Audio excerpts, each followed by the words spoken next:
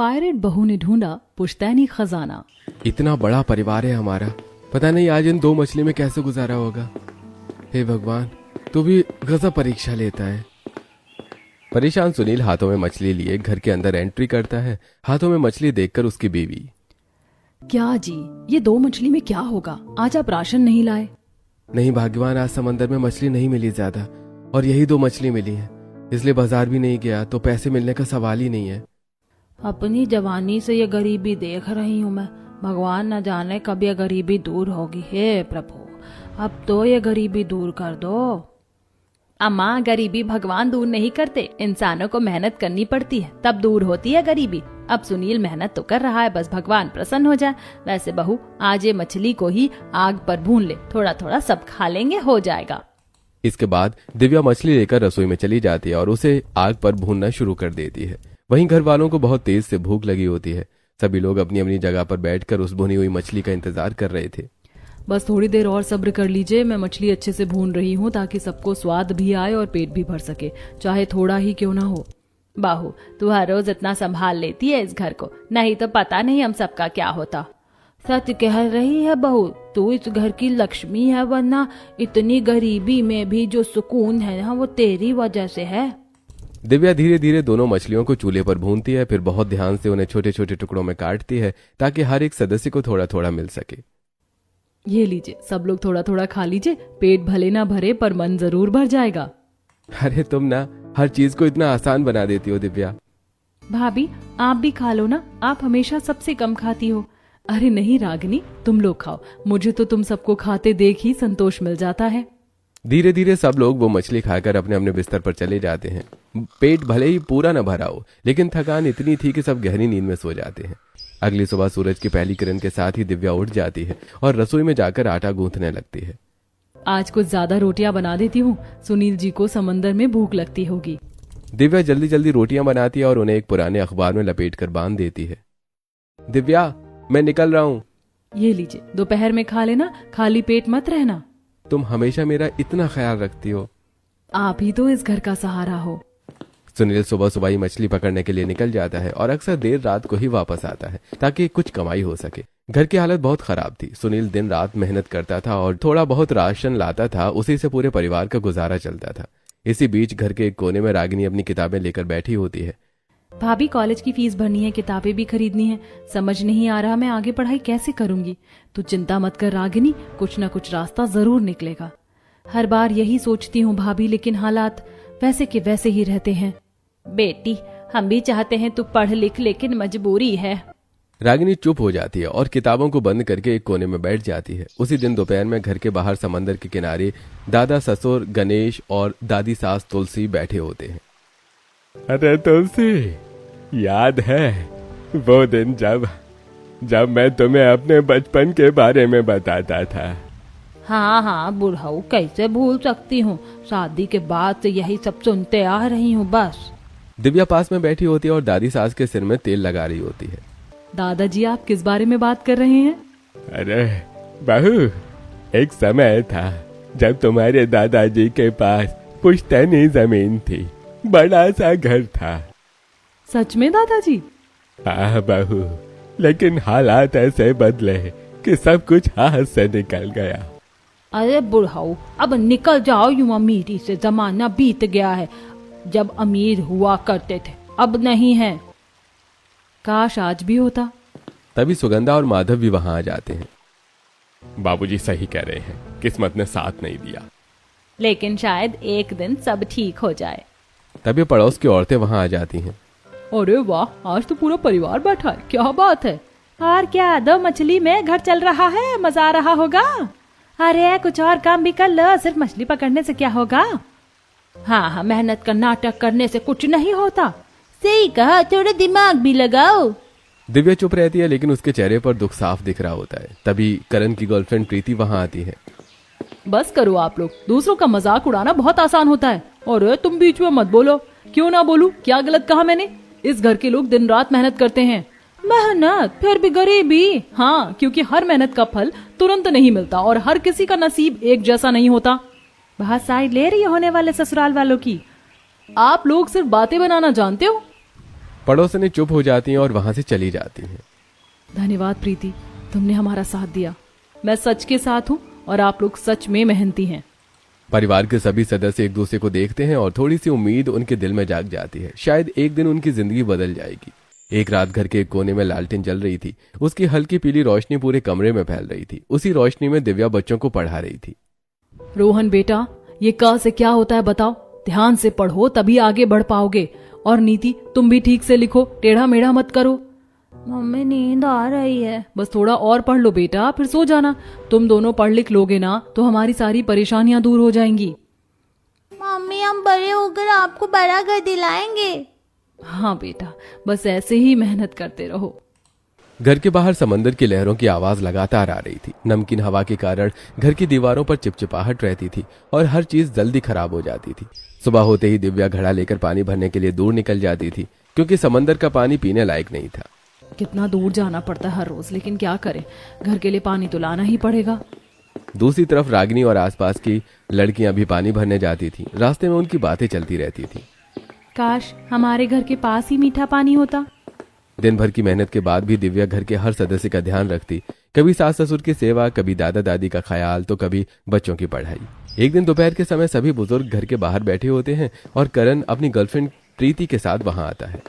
दादाजी, उस दिन आप जो बात बता रहे थे, क्या वो सच है? क्या आप लोग सच में पहले बहुत अमीर थे? हाँ बेटी, वो सब सच है। बहुत पुरानी बात है। दादाजी पूरा बताइए ना। अरे जब मैं छोटा था तब हमारे घर में किसी चीज की कमी नहीं थी। मेरे पिताजी गांव के प्रधान थे। हमारे पास जमीन थी, पैसा था, इज्जत थी। लेकिन एक दिन सब कुछ बदल गया। अचानक समंदर में भयंकर सुनामी आई। लहरें इतनी ऊंचे थे कि पता ही नहीं चला सब कहाँ गया। सब लोग सांसें रोककर सुन रहे थे। हमारा घर, हमारी जमीन, सब कुछ डूब गया। हम लोग बस किसी तरह बड़ी नाव में बैठकर जान बचाकर यहाँ तक पहुँचे, वरना आज हम भी जिंदा नहीं होते। दादाजी, ये सच है? हाँ बेटा, ये बिल्कुल सच है। काश आज भी वो सब होता। भाभी, ये सब हम बचपन से सुनते आ रहे हैं, लेकिन हमने तो कभी अमीरी देखी ही नहीं। अब पुराने किस्सों से क्या फायदा, जो है उसी में जीना सीखो। सब धीरे धीरे अपने काम में लग जाते हैं। शाम को सुनील घर लौटता है और दिव्या जल्दी जल्दी खाना बनाने लगती है। आज थोड़ा ही राशन है, उसी में सबका खाना बनाना होगा। थोड़ी देर में वो सबको खाना परोसती है। बहू, ये क्या, फिर से इतना फीका खाना? नमक भी कम है इसमें। माँ जी, मैं क्या करूँ, राशन बहुत कम है। इतने बड़े परिवार में जितना है उसी में बांटना पड़ता है। माँ, बहू सही कह रही है। सब चुपचाप खाना खाकर सो जाते हैं। अगले दिन घर बहुत गंदा हो जाता है। हर तरफ चिपचिपाहट और धूल जमा हो जाती है। बाहू, घर साफ क्यों नहीं किया? कितना गंदा हो गया है। माँ जी, कल ही तो साफ किया था, लेकिन समुद्र की हवा और खारेपन की वजह से जल्दी गंदा हो जाता है। अच्छा ठीक है, अब साफ कर दो। दिव्या झाड़ू पोछा लगाना शुरू करती है और फिर एक पुराने बड़े बक्से की तरफ उसका ध्यान जाता है। ये बक्सा कब से पड़ा है? इसमें से भी पुराने कपड़े निकाल देती हूँ। वो बक्सा खोलती है। उसमें एक छोटा बक्सा रखा होता है। ये छोटा बक्सा, इसमें क्या होगा? उसे खोलती है। अंदर पुराना सामान दिखाई देता है। दादाजी, जरा आइए। अरे क्या हुआ बहू? ये देखिए। ये मेरे पिताजी का सामान है। उनके कपड़े, उनकी घड़ी, ये उनकी तस्वीर। तभी उसमें से एक पुराना कागज निकलता है। दादाजी, ये क्या है? तभी प्रीति वहां आ जाती है। ये तो कोई नक्शा लग रहा है। हाँ बेटी, ये नक्शा ही है।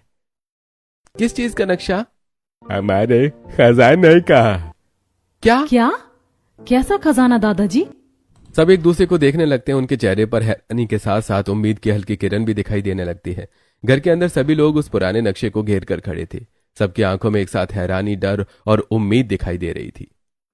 बहू, ये नक्शा हमारे उस खजाने का है जो सुनामी में कहीं दब गया था।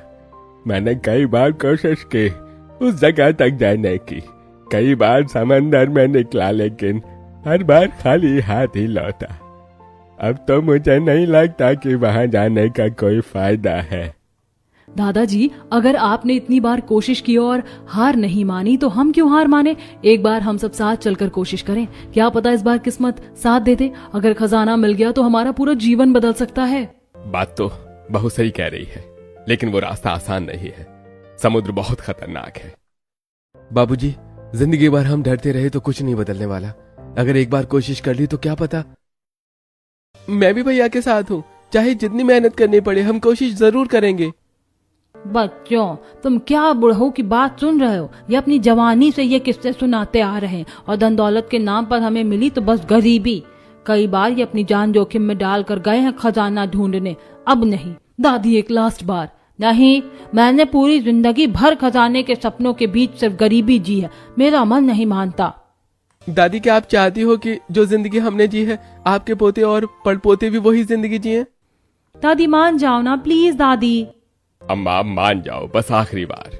ठीक है, लेकिन बस आखिरी बार, इसके बाद नहीं। ये सुनकर सब खुश हो जाते हैं। तुम सब जाओगे कैसे? हमारे पास तो कोई मजबूत नाव भी नहीं है। एक नाव है, हमारी पुरानी बड़ी नाव, जो सालों से किनारे पर पड़ी है, लेकिन अब वो टूट चुकी है। उसे ठीक करने में बहुत मेहनत लगेगी। तो फिर उसे ठीक करेंगे दादाजी, हम सब मिलकर। अगले ही दिन सुबह से ही पूरा परिवार उस पुरानी बड़ी नाव के पास जुट जाता है। नाव जर्जर हालत में थी, लकड़ियां सड़ चुकी थी, रस्सियां टूट चुकी थी।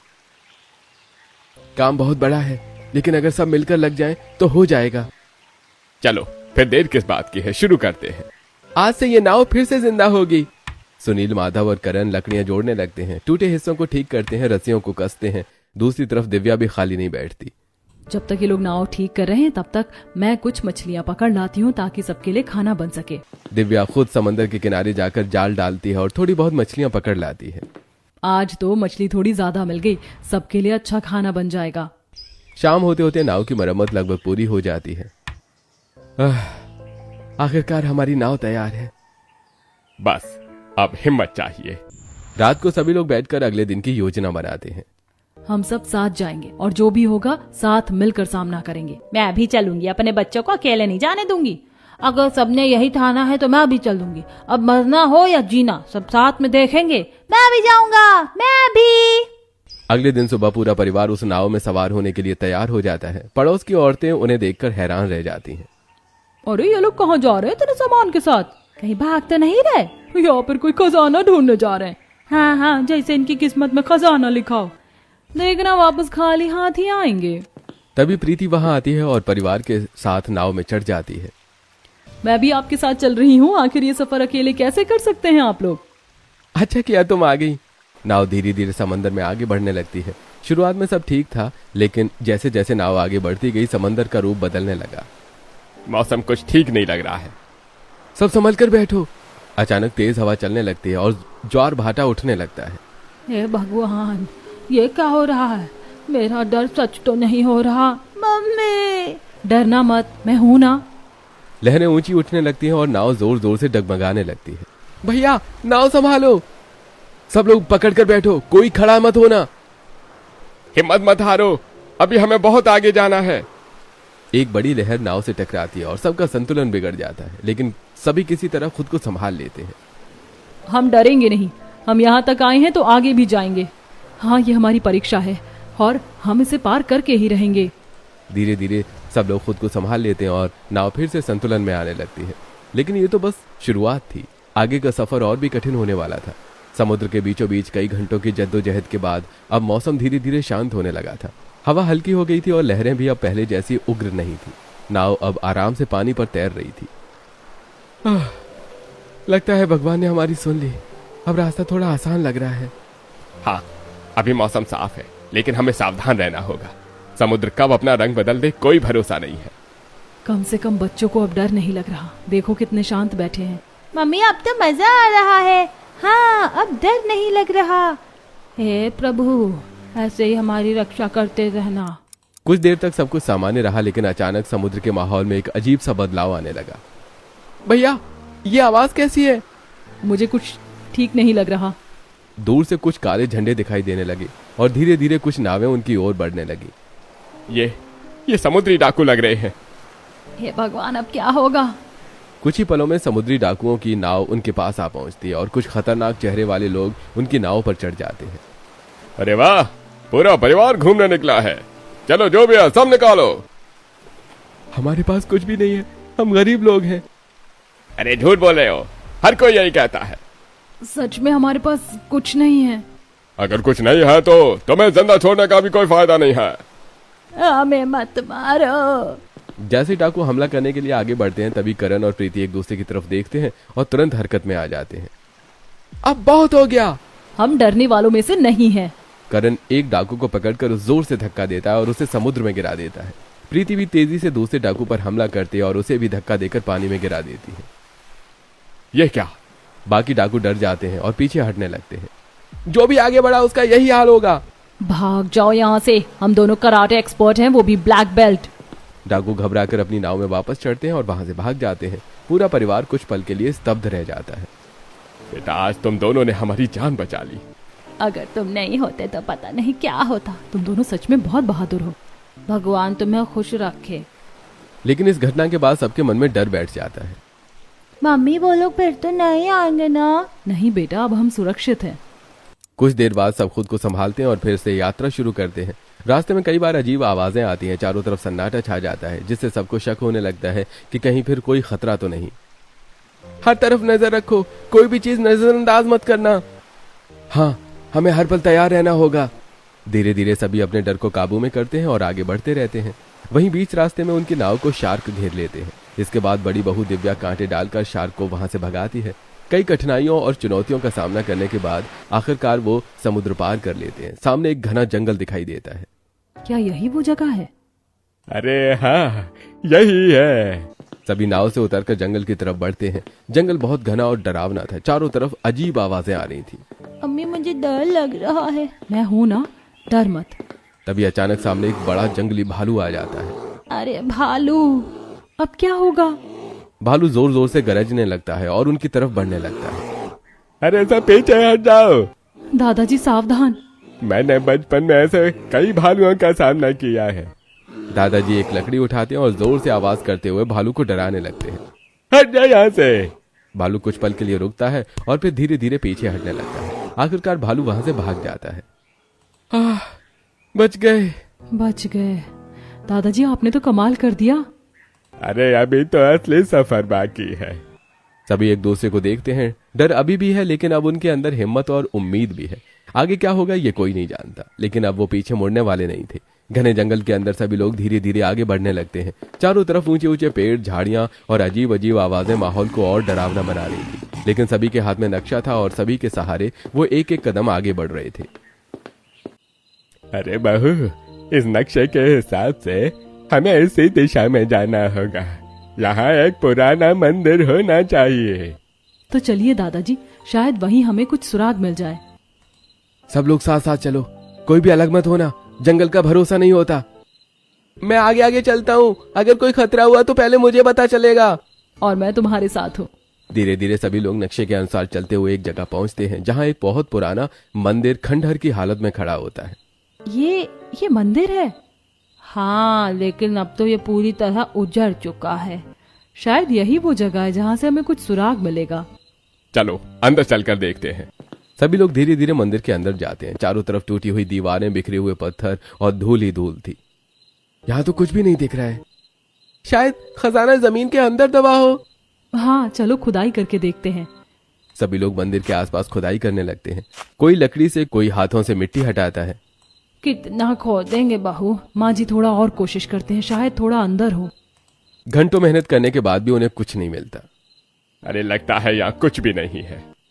अरे शायद हम गलत जगह आ गए। सभी लोग थके हुए और मायूस होकर वहां से आगे बढ़ते हैं। कुछ दूरी पर उन्हें एक बहुत बड़ा बरगद का पेड़ दिखाई देता है। भैया ये देखो, इस पेड़ में दरवाजा है। सच में? ये तो बहुत अजीब है। हो सकता है खजाना इसी के अंदर हो। अरे हाँ, नक्शे में भी कुछ ऐसा ही निशान बना है। सब लोग संभल कर, अंदर अंधेरा हो सकता है। करण और सुनील उस बड़े दरवाजे को खोलते हैं और सभी अंदर जाने लगते हैं। अंदर पूरी तरह अंधेरा था। मैं मशाल जलाती हूँ। मशाल की रोशनी अब धीरे धीरे अंदर देखते हैं। यहाँ तो कुछ भी नहीं है। जल्दी बाहर चलते हैं। हर कोना देख लो, कहीं कुछ छुपा हो सकता है। सब लोग पेड़ के अंदर हर जगह देखते हैं, दीवारों को थपथपाते हैं, जमीन को जांचते हैं, लेकिन कुछ भी नहीं मिलता। यहाँ भी कुछ नहीं है। आखिर खजाना है कहाँ? सभी का मन अब धीरे धीरे टूटने लगता है। फिर भी वो हार नहीं मानते और आगे बढ़ते रहते हैं। कुछ दूर चलने के बाद उन्हें एक गुफा दिखाई देती है। शायद यही आखिरी जगह हो। हाँ चलो चलते हैं। सभी लोग गुफा के अंदर जाते हैं। गुफा के अंदर अंधेरा था। ध्यान से चलो, यहाँ कुछ भी हो सकता है। हर जगह देखो, कोई निशान जरूर होगा। सब लोग गुफा के अंदर हर चीज में खोजबीन करते हैं। अब मुझसे नहीं चला जाता, मेरा डर सच हो रहा है। एक बार फिर निराशा। नहीं दादी, ऐसा मत कहो, हम आगे देखते हैं। वे गुफा के हर हिस्से को देखते हैं, पत्थरों को हटाते हैं, जमीन को खोदते हैं, लेकिन उन्हें कुछ भी नहीं मिलता। अरे अब बस बहुत हो गया। हम इतने दूर आए, इतनी मेहनत की, लेकिन कुछ भी नहीं मिला। ये नक्शा ही गलत है। अरे शायद मेरी यादें ही गलत थी। सभी लोग गुफा के बाहर आकर चुपचाप बैठ जाते हैं। इतना सब करने के बाद भी कुछ नहीं मिला।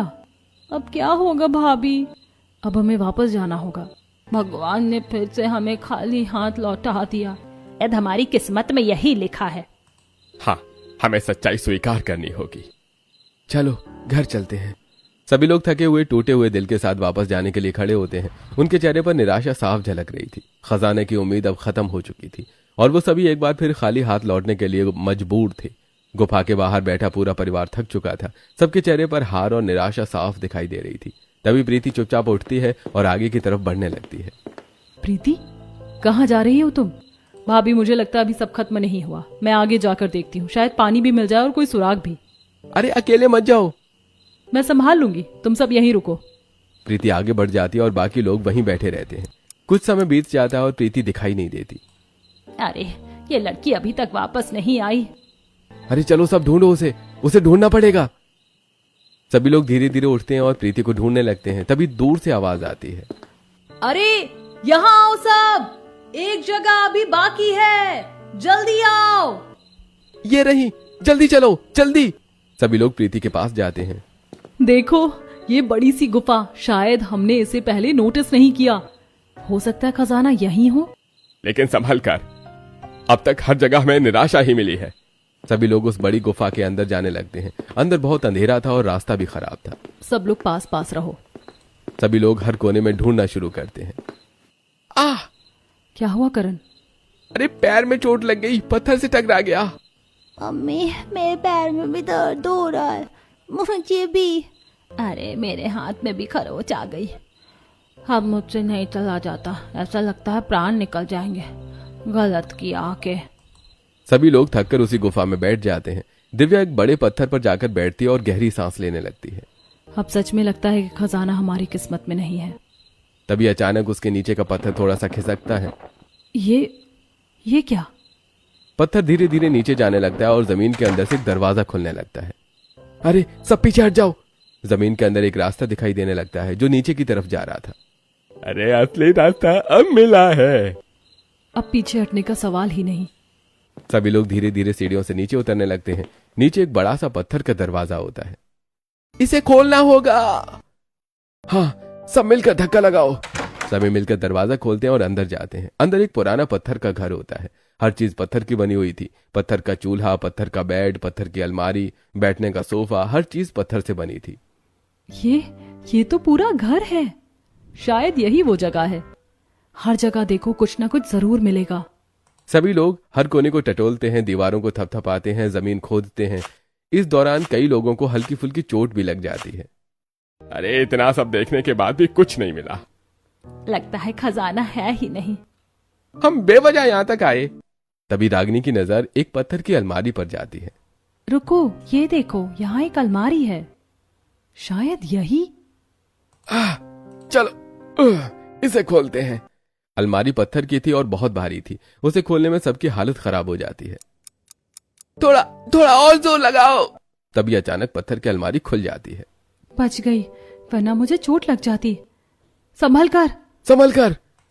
अलमारी के अंदर एक मटका रखा होता है। यही खजाना होगा, लेकिन ये तो ऊपर से मिट्टी से भरा हुआ है। हमें लगा खजाना मिलेगा और यहाँ मिट्टी मिली और मेरी तो जान ही चली जाती। गुस्से में रागिनी मटका उठाकर जोर से जमीन पर पटक देती है। मटका टूटते ही उसमें से सोना, चांदी, गहने और सिक्के बाहर गिरने लगते हैं। खजाना! खजाना!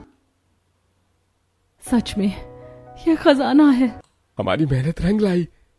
अरे आखिरकार। भगवान धन्यवाद। हम सफल हो गए। मैंने कहा था ना, कोशिश कभी बेकार नहीं जाती। सभी लोग खुशी खुशी उस खजाने को एक कपड़े में इकट्ठा करते हैं और बांध लेते हैं। अब उनके चेहरों पर थकान नहीं बल्कि जीत और उम्मीद की चमक थी। आखिरकार उन्हें उनका पुश्तैनी खजाना मिल चुका था। खजाना मिलते ही पूरे परिवार की आंखों में चमक आ गई थी। वर्षों की गरीबी, संघर्ष और दर्द जैसे एक पल में हल्का लगने लगा था। लेकिन साथ ही सबको यह भी समझ आ गया था कि इस खजाने को संभाल कर और समझदारी से इस्तेमाल करना होगा। देखिए दादाजी, आपकी मेहनत और विश्वास आज रंग लाई। अगर आपने ये नक्शा संभाल कर नहीं रखा होता तो शायद हमें ये दिन कभी देखने को नहीं मिलता। अरे बहू, ये सब तुम्हारी हिम्मत का नतीजा है। अगर तुम हमें फिर से कोशिश करने के लिए तैयार नहीं करती तो हम कभी भी यहाँ तक नहीं पहुँचते। अब हमें बहुत सोच समझ कर कदम उठाना होगा। ये खजाने सिर्फ हमारा नहीं, पूरे परिवार का भविष्य है। हाँ बेटा, और सबसे जरूरी बात यह है कि किसी को भी इसके बारे में पता नहीं चलना चाहिए। बिल्कुल, अगर लोगों को पता चल गया तो परेशानी भी आ सकती है। हमें इसे धीरे धीरे इस्तेमाल करना होगा। तो तय रहा, अभी के लिए ये राज सिर्फ हमारे बीच रहेगा। सभी लोग खजाने को अच्छे से कपड़े में बांधते हैं और सावधानी से वापस उसी रास्ते से निकलते हैं। कई मुश्किलों के बाद वो फिर से अपनी नाव तक पहुंचते हैं और घर की तरफ रवाना हो जाते हैं। घर पहुंचते ही सबके चेहरे पर थकान के साथ साथ एक अजीब सी संतुष्टि भी होती है। लेकिन बाहर से देखने पर सब कुछ पहले जैसा ही दिखता है। पड़ोस की औरतें उन्हें देखते ही फिर से ताने मारना शुरू कर देती हैं। अरे आ गए सब, क्या मिला खजाना? या फिर खाली हाथ ही लौट आए? हमने तो पहले ही कहा था खजाना वजाना कुछ नहीं होता। अब समझ आ गया होगा कि मेहनत ही करनी पड़ती है। इतनी बड़ी बड़ी उम्मीदें लेकर गए थे, क्या हुआ? इस बार परिवार के लोग चुपचाप मुस्कुराते हुए सब सुन लेते हैं। आप लोग सही कह रही थी। हमें भी अब समझ आ गया कि खजाना वजाना कुछ नहीं होता। अब हम और ज्यादा मेहनत करेंगे। हम आलसी हो गए थे, ये उसी का नतीजा है। हाँ, अब हम अपनी मेहनत से ही सब कुछ हासिल करेंगे। अच्छा है, देर आए दुरुस्त आए। पड़ोसी वहां से चली जाती हैं और परिवार के लोग अंदर आकर दरवाजा बंद कर लेते हैं। अंदर आते ही सबके चेहरे पर मुस्कान लौट आती है। अरे क्या एक्टिंग की भाभी आपने। सच में अगर मुझे नहीं पता होता तो मैं भी मान लेती। यही सही है, जितना कम लोग जानेंगे उतना अच्छा रहेगा। अब हमें धीरे धीरे इस खजाने का इस्तेमाल करना होगा। कुछ दिनों बाद परिवार थोड़ा थोड़ा सोना चांदी बेचकर राशन लाना शुरू करते हैं। पहले जहां घर में मुश्किल से खाना बनता था, अब वहां थोड़ा अच्छा खाना बनने लगता है। बहू, आज तो खाना बहुत अच्छा बना है। हाँ, अब खाने में स्वाद भी है और तृप्ति भी। अब धीरे धीरे सब ठीक हो जाएगा माँ जी। कुछ समय बाद वो अपने पुराने टूटे घर की जगह नया घर बनवाने का काम शुरू करते हैं। दिव्या, देखो हमारा नया घर बन रहा है। हाँ, ये सपना था जो आज पूरा हो रहा है। पड़ोसी ये सब देखकर हैरान रह जाते हैं। अरे ये लोग नया घर कैसे बना रहे हैं? कोई कुछ गड़बड़ तो नहीं? चलो पूछते हैं। पड़ोसी घर के पास आते हैं। अरे दिव्या, ये सब कैसे हो रहा है? अचानक इतना पैसा कहाँ से आ गया? अरे कुछ खास नहीं, रागिनी की पढ़ाई रंग लाई। हाँ, मुझे एक अच्छी नौकरी मिल गई है। सरकारी कॉलेज से पढ़ाई की थी ना, अब घर बैठे लैपटॉप पर काम करती हूँ। अच्छा। और अब मुझे भी समंदर में अच्छी मछलियां मिलने लगी हैं। काम भी अच्छा चल रहा है। ओह, इसीलिए सब बदल गया। लगता है किस्मत बदल गई इनकी। पड़ोसी धीरे धीरे वहां से चले जाते हैं, लेकिन उनके मन में सवाल अभी भी रहते हैं। दूसरी तरफ परिवार के अंदर खुशियां लौट आती हैं। मम्मी, अब मैं अच्छे स्कूल जाऊंगा ना? हाँ बेटा, अब तुम अच्छे स्कूल में पढ़ोगे। और मुझे भी? हाँ, तुम दोनों पढ़ोगे और खूब आगे बढ़ोगे। बच्चों का दाखिला अच्छे स्कूल में करवा दिया जाता है। अब घर में हर दिन अच्छा खाना बनता है, हंसी खुशी का माहौल रहता है। लगता है अब हमारे घर में खुशियाँ वापस आ गई हैं। आखिरकार भगवान ने हमारी सुन ली। अरे ये सब हमारे परिवार की एकता और मेहनत का फल है। और सबसे बड़ी बात, हमने हार नहीं मानी। अब वो परिवार जो कभी गरीबी से जूझ रहा था, आज खुशी, सम्मान और सुकून के साथ जी रहा था और उनकी जिंदगी में आखिरकार उजाला लौट आया था।